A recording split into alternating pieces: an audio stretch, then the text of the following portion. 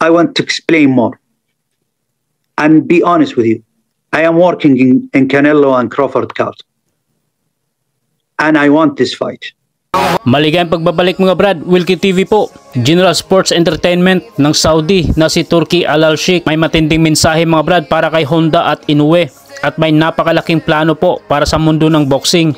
Pero lilinawin lang natin dito mga Brad na wala pong ini-offer si Al-Sheikh kay Inoue upang labanan po si Cuadro Alas Casimero gaya ng mga sinasabi ng ibang vloggers natin. So ayon nga po mga Brad sa interview ni Ariel Helwani sa programang The MMA Hour ay may napakalaking plano po ni Turki Al-Sheikh sa mundo ng boxing. 100% po ang kanyang suporta sa sports mga Brad at lalong lalo na po sa mga fighters at gusto niyang ang Saudi po ay maging isang malaking balwarte para sa sports ng boxing tulad ng US, Japan at London. Ayon pa nga niya mga Brad na sa nakaraang 8 buwan ay may 98% po siyang direktang relationship sa mga fighters at tinanong nga daw siya kung bakit ngayon lang siya dumating at tila daw siya po ang nagsisilbing savior sa sports ng boxing. Dagdag pa nga niya mga Brad na ang Saudi lang daw po ang nakapagbigay ng mga magagandang cards kaya nga daw ginagawa niya ito ay gusto niyang maging happy ang mga tao sa Saudi at gusto niya na maraming mga tao ang pumunta at makadiskubre at bumisita po sa Saudi. Sinabi rin niya mga Brad na he is in the works na daw para sa laban ni Crawford at Canelo. Either gagawin ang laban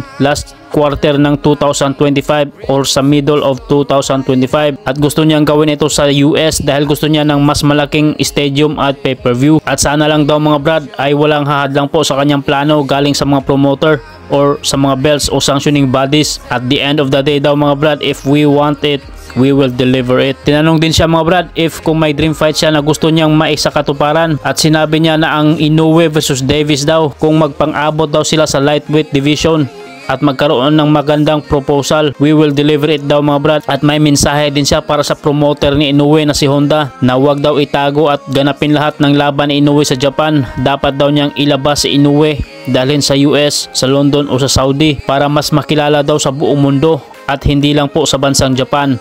Napaka-shame daw mga Brad kung huminto na sa boxing si Inoue at 98% daw po ng kanyang mga laban ay nagaganap lamang po sa bansang Japan. So talagang nag-i-invest po ng malaki para sa sports ng boxing mga Brad si Turki Al-Sheikh at talagang isang napakalaking oportunidad mga Brad ng mga promoter na makatrabaho si Al-Sheikh dahil talagang may malaking kapangyarihan na maisakatuparan ang mga inaasam-asam na mga laban. So hanggang dito na po tayo mga Brad. Huwag niyong kalimutan mag-subscribe sa ating YouTube channel. Maraming salamat po.